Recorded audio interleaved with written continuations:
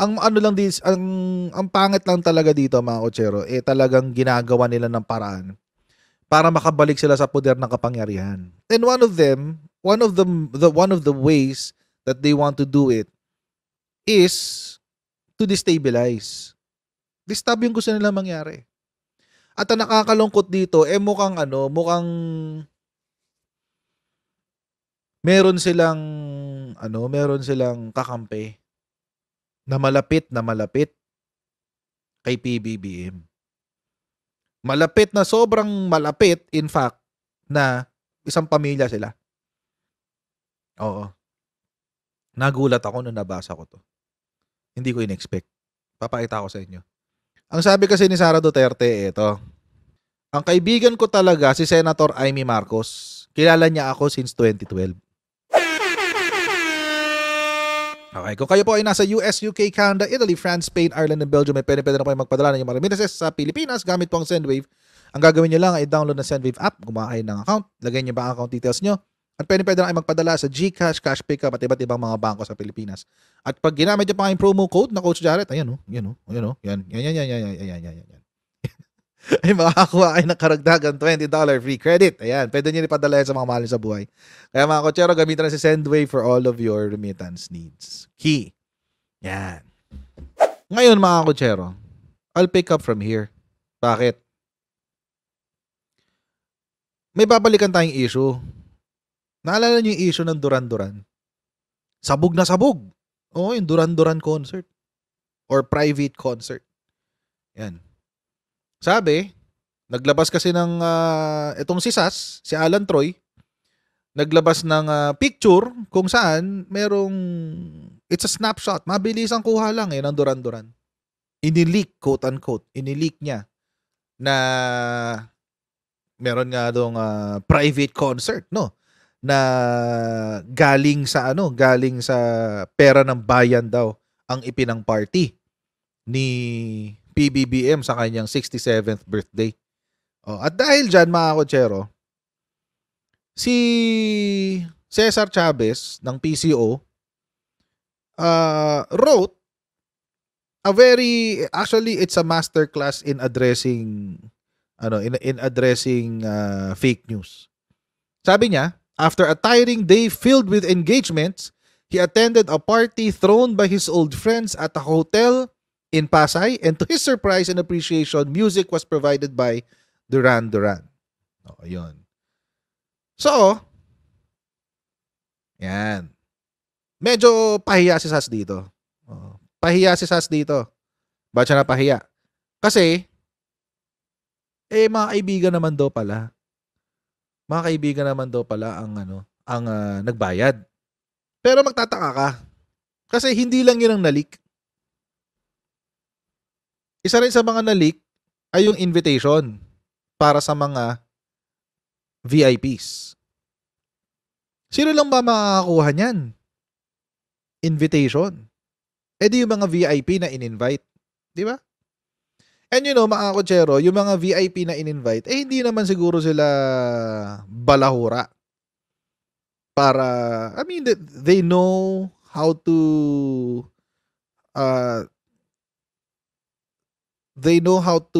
mingle with mga ka-alta decision nila. Mga ka-alta, di ba? Hindi naman siguro sila yung tipo ng tao na ipopost yung mga ganyang invite sa Facebook. Kasi kung tayo yan, kung ako nakakuha ng ganyan, malamang tatanong ko pa doon sa organizer, pwede ko ba may post sa Facebook to? Kung ako yung makakuha.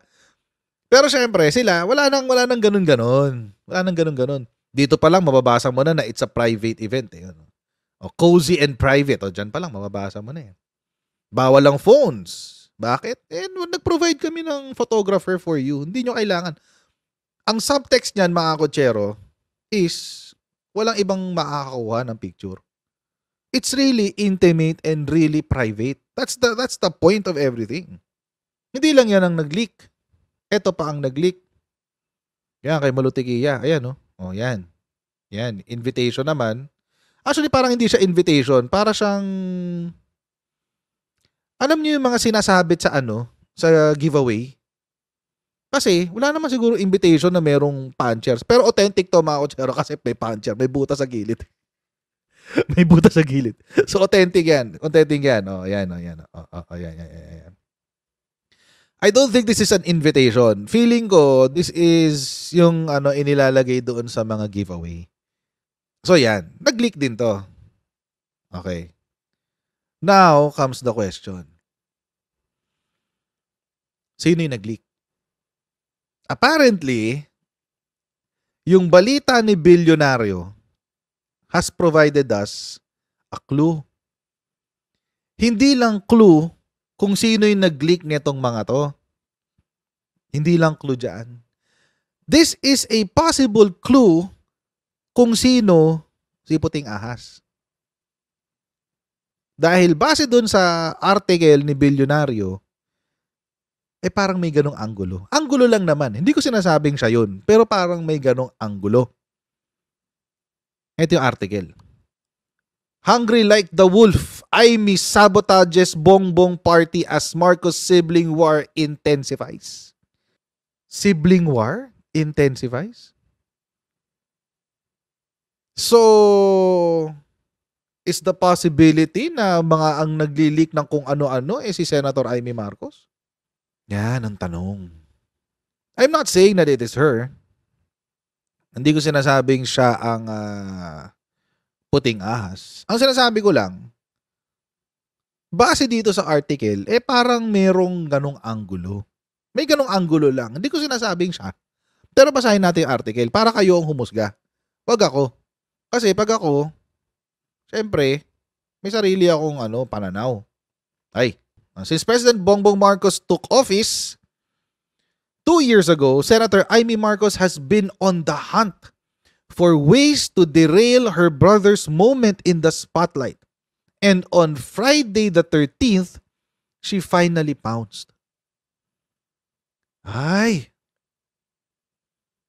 Simula daw nung umupo si PBBM, hanggang nung birthday niya nitong nakaraan, naghahanap daw ng pagkakataon itong si Senator Aimee Marcos na nasirain o isabotahe ang administrasyon ng kapatid niya. 2022 pa yun. Kailan pa ba lumalabas yung mga puting ahas revelations?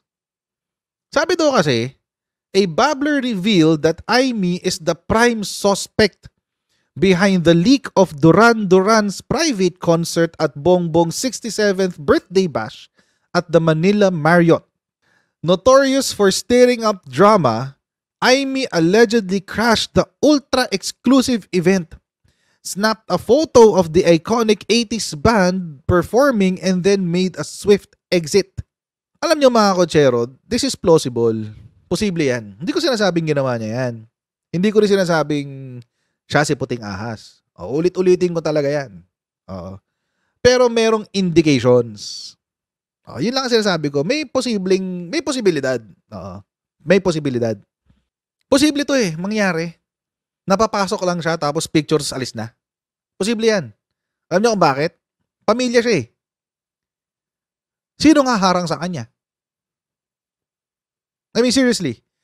Sinong haharang kay Senator Aimee sa party ni PBBM? Wala. Walang haharang sa kanya. Ate yan Manang yan Walang haharang dyan. Pag may nakakita sa kanya doon, nasabihin lang sa kanya, "Oh, Aimee, you're here. How are you? Oh, how are you, Sen? It's good to see you." Ganun lang. Walang aawat dyan. Sinong eng-eng ang aawat sa kanya na mag-gate crash? Mag-gate crash. Hindi ko alam kung invited siya. Well, ako mga kotsero, I'm of the assumption na invited siya. Kapatid siya So I'm of the mindset na baka invited siya. Kasi kung hindi naman siya invited, di siya makakuha nito. Diba? Kung totoo tong kwento ni Babbler. So ako, I'm thinking, baka naman invited siya.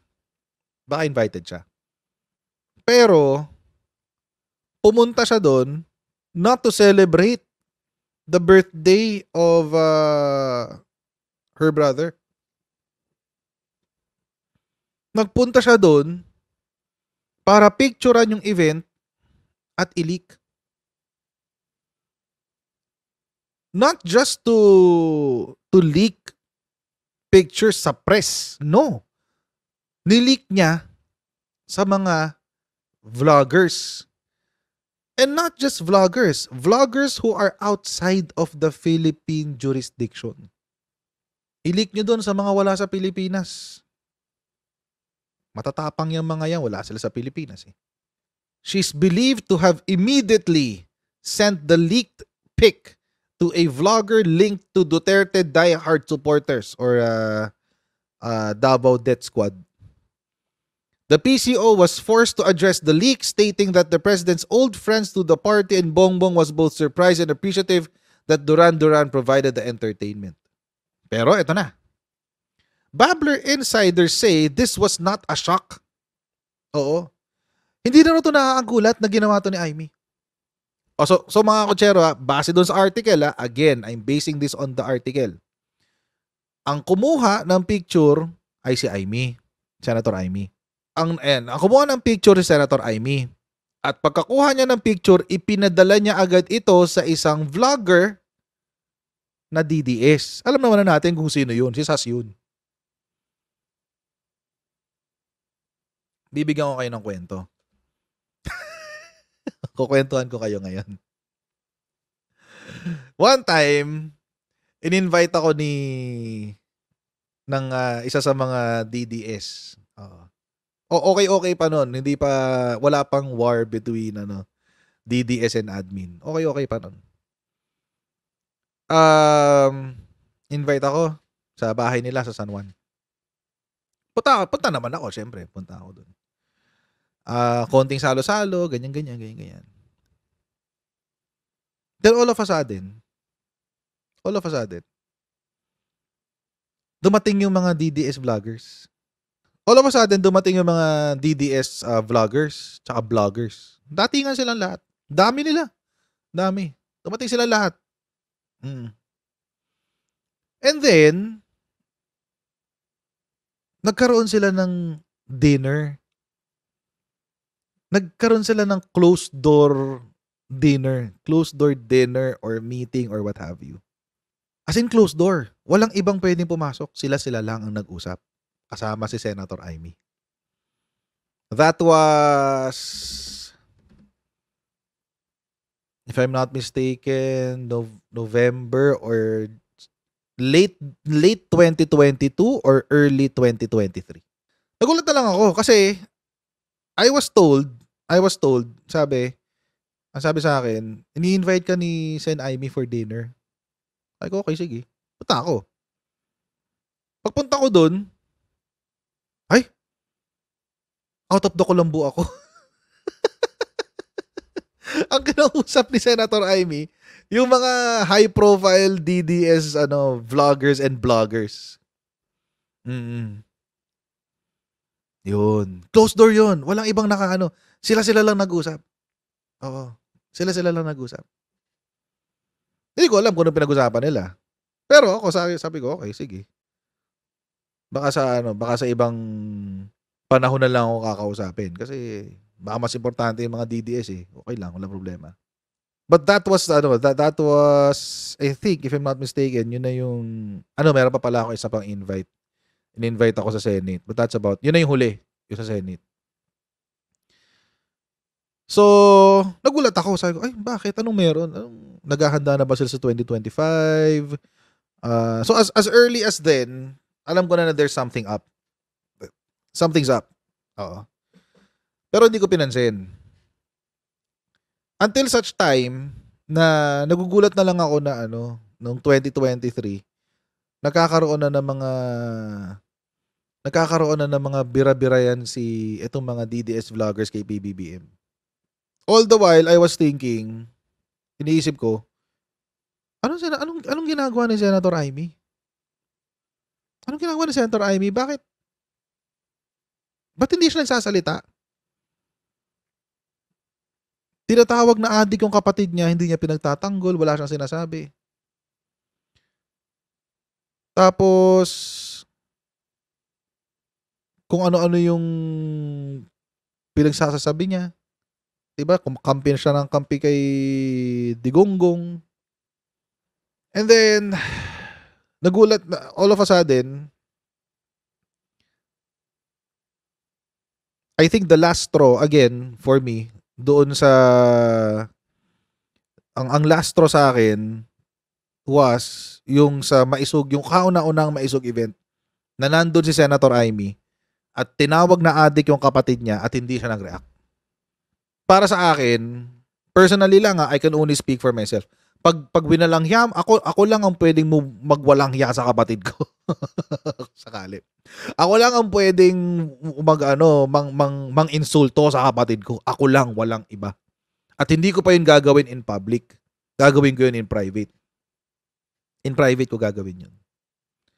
Pero yung ginawa niya, wala. Wala siyang ginawa. Wala siyang sinabi. Hindi niya sinita si Digong. Hindi. Kinampihan pa niya yung mga Duterte. Kinampihan pa niya si Baste. Kahit winalanghya na siya ni Baste, kinampihan pa niya si Baste. Galing, di ba? So, according kay Bilyonaryo, Babbler insiders say this was not a shock. Hindi na nakagulat yan. After all, Amy has been scheming against Bongbong's rise for years. Matagal na pala niyang gustong itumba ang political career ni PBBM. A vocal supporter of Vice President Sara Duterte who has since distanced herself from the administration, Amy reportedly even backed moves to disqualify her brother from the 2022 presidential race. Really? Totoo ba to? Tinrabaho niya si PBBM para hindi makatakbo na presidente sa 2022? Noong 2022 pala, elections? Why? Ako mga Kojero, meron akong konting inside information dyan. Of course, di ko na lang sasabihin kung sino yung personalities. Pero merong information na nakarating sa akin na there are some political individuals. There are some political individuals na ayaw talagang tumakbo presidente si BBBM. Pero napilitan na lang. Kasi ang lakas niya sa survey. Napilitan na lang kasi ang lakas niya sa survey. Ni Senator Amy. Ni PBBM. During that time, candidate BBM pa lang siya. Ang lakas niya sa survey eh. Wala silang choice. In fact, meron pa ako information na meron daw isang meeting na naganap between Sara Duterte and someone else. Hindi ko na sabihin kung sino. They were there already during that time. Pinag-uusapan na nila kung ano yung mga gagawin nila plan B kung mananalo si PBBM bilang presidente. Hindi ko na lang sabihin kung sino yung kausap ni Sara. It was that bad. Ganun kalala yun. See, tinanitas din namin, di ba? Ganun kalala yun, guys. Pero hindi ko alam. Well, this is a hearsay naman. So, this is not verified. Dapat sagutin to ni Senator Amy. Nakasama si Senator Amy sa mga individual na gusto siyang ipa-disqualify. Take note ha, hindi pa to impeach. Ibig sabihin, hindi pa nananalo si PBBM. Tatakbo pa lang siya. Tumatakbo pa lang pala bilang presidente. Gusto na nilang ipa-disqualify. Alin kaya dun? 6 na kaso yun sa Comelec. Alin kaya dun yung pinondohan ni Senator Amy? Kung totoo tong kwento na to. Again sinasabi ko lang,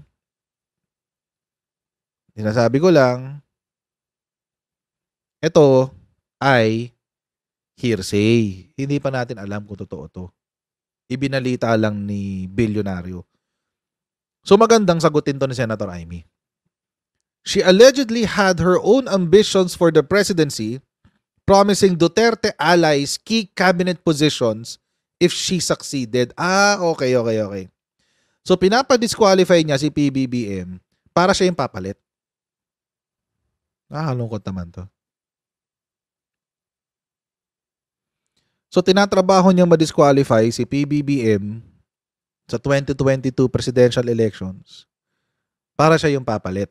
Sa bagay, pwede nga namang ano yun. It's viable. O pwede yun. Bakit? Kasi pag na-disqualify siya, o di ngayon, siya na yung, Marcos din naman siya eh. Lilipat lang yung support from PBBM to Amy. Marcos pa rin naman siya eh. Ngayon napapaisip ako eh. Inisip ko lang naman. I'm not saying it's true, pero kasi yung cocaine issue, nag-umpisa yan kay Digong. Ngayon, kung ang pinangakuan ay yung mga kaalyado ni Duterte, edi ano, is this an agreement between Dutertes and Amy? Kaya ba hindi pa rin makabitaw ngayon si Amy Marcos? You don't know. Alam niyo mga kotsero, paglaruan lang natin yung idea. Paglaruan lang natin. Hindi ko sinasabing ginagawa ni Senator Amy to. Ulitin ko lang. Hindi ko dinudungisan ang pangalan ni Senator Amy. Binabasa ko lang yung balita. Pero paglaruan natin yung idea. Halimbawa, let's say, nagtagumpay. Tagumpay. Oh. Tagumpay, na-disqualify si BBM. Bawa na nagtagumpay. Doon nagtagumpay, so siya yung sa substitute. Diba? Siya na yung presidente. And then, siya na yung, syempre dahil by virtue of the last name, siya na yung boboto ng 31 million. So we have a President Marcos who is Senator Amy and Sara Duterte who is Duterte. Tapos makikita nyo na naman the same people na gumawa ng kabalbalan sa Pilipinas during Duterte's time back in power. Sila uli yun nandyan. Harry Roque, Martin Andanar, nandyan na naman ang China. Bakit? Kasi kung nandiyan si China, malamang sa malamang, si Sara ang DND secretary. Malamang sa malamang. Friendly sa China yon. Nagsa-Chinese nga yun, pag Chinese New Year eh. Natututo siya biglang Chinese eh. Oo. Ang House Speaker mo, si GMA, and lahat ng mga alaga ni GMA ang poposisyon sa mga cabinet positions. Lalaganap ang Pogo, dadami ang mas maraming teritoryo ng Pilipinas ang mawawala. Papatuloy ang EJK. Posible. Magpapatuloy ang EJK. Practically, lahat ng kabalbalan ng panahon ni Digong, tuloy-tuloy lang. Without the consequence of it coming out. Hindi siya lalabas. So tayo, ngayon kasi, mga kotsero, kaya lang tayo gigil sa mga Duterte ngayon kasi alam na natin yung totoo. Na pinagkabalbalan ni Digong, yung secret agreement sa China, Farmally issue, yung war on drugs, lumabas na yung kabalbalan yan, etc. etc. Kaya lang tayo galit ngayon. Pero imagine, si Kibuloy, nanggagahasa pa rin ng mga bata. Diba? Anyway, imagine kung si Amy ang nanalo. Wala magbabago. Status quo. From the time ni Digong to present, status quo lang. Oo. Tayo, hindi natin alam, hindi natin mararamdaman na may kabalbalang ginawa si Digong. Bakit? Itatago nila eh. Hindi nila ilalabas yun, syempre. So tayo, brainwashed pa rin tayo. Iniisip natin, oy wow, Duterte forever, ganun-ganun. Except for a minority group na aayaw. Si Sara magpapakasasa sa confidential funds ng Department of National Defense. DND yun eh. Involved sa national security. Inuubos si Sara ang confidential funds. Yun ang unang nauubos. Confidential funds. Yun ang budget na unang nauubos kay Sara Duterte. Imagine if you are already now the cabinet secretary of the Department of National Defense. Nasa iyo lahat ng confidential funds. So, kung si Amy ang nanalo, we will be in the same pool of crap from the time of Duterte till today. Kung si Amy yung naging presidente. Kung nag-work tong plano nila. Now, may iba silang plano. According dito sa balita na to, ang plano nila, mga kotsero, ay Senator Amy Marcos has been on the hunt for ways to derail her brother's moment in the spotlight. Ibig sabihin, matanggal si PBBM bilang presidente. Yan ang goal nila ngayon. Ngayon, kung mangyayari yan, ito yung mga posibleng mangyari. Paglaruan lang natin idea, again, hindi ko sinasabing si Senator Amy ginagawa talaga yan. Again, this is hearsay. Paglaruan lang natin yung idea. Let's say maging successful yung distab. Sabihin na natin. Maging successful yung destabilization. Aakyat si Sara, siya magiging presidente. Sino ngayon na mag-VP? The Senate President. The Senate President. I would expect si Cheese tatanggalin na Senate President. Bakit? Ba't siya tatanggalin? Hindi naman siya naka-align kay Duterte . Critic na yan ni Duterte noon pa. Si Cheese Escudero. Critic yan ni Duterte noon pa. Hindi lang siya kasing obvious. Pero critic yan. Sino ngayon na magiging SP? Si Bato? No, she won't. No, he won't. He cannot. He's too stupid to become Senate President. Si Bongo? Hindi. Hindi si Bongo. May ibang plano yan . Ibang plano yan. Sino bang senador ngayon? Si Amy ang aakyat na VP. Siya magiging ihalal lang siyang Senate President. Pag nahalal siya na Senate President, automatic, by virtue of the succession, siya ang sunod na VP. O pag umakyat na siyang VP, saka sila ngayon magpipilian kung sino magiging SP. Nandun pa rin ang play. Amy pa rin ang ending. Nasa top spot pa rin siya. Or at the top two spots. Pero baliktad lang. Kasi kung na-disqualify si PBBM, si Amy ang papalit, siya yung presidente. Pag na-distab si PBBM, si Sara ang aakyat, si Amy ang vice president. But those are just theories. Okay? Walang doon. Hindi yan right now. Ito. Hindi pa yan fact. Hindi pa yan fact. Ano lang yan? Hearsay lang yan. So, pero, itong hearsay na to tells us a lot. It tells us, number one, that the possibility na si Senator Amy yung puting ahas ay nandoon, number one. Number two, na si Senator Amy ang isa sa mga taong gustong makitang sira ang kapatid niya. Which is nakakalungkot. I mean, really, think about it, mga kotsero. Nakakalungkot yun. Is that how their father would want it to be?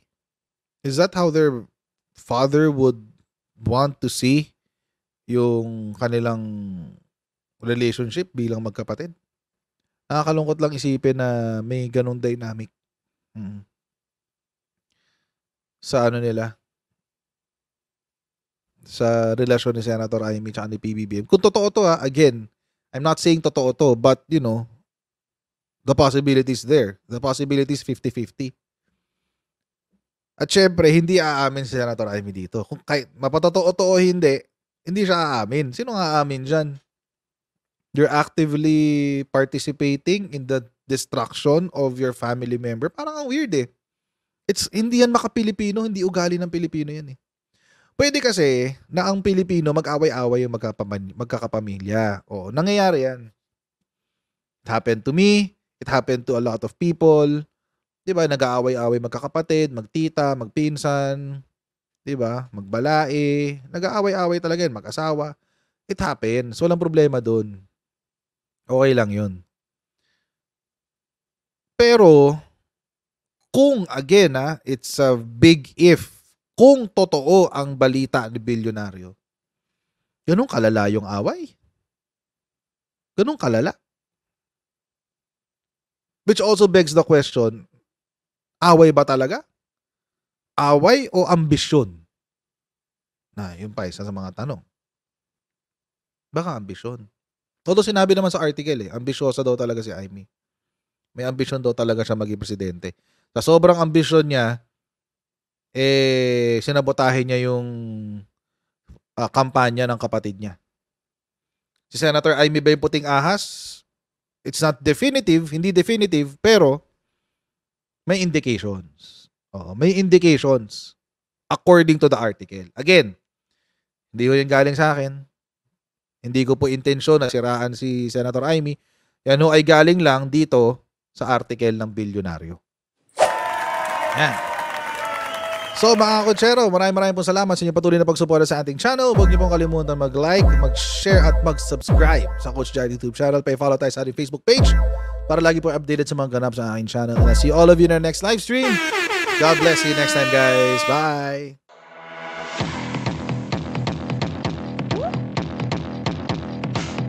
Pag ganun, huwag natin gawing tanga mga Pilipino. Mas maganda kasi nasa lugar ka ng tama kaysa yung pinipilit mo yung pagkakamali.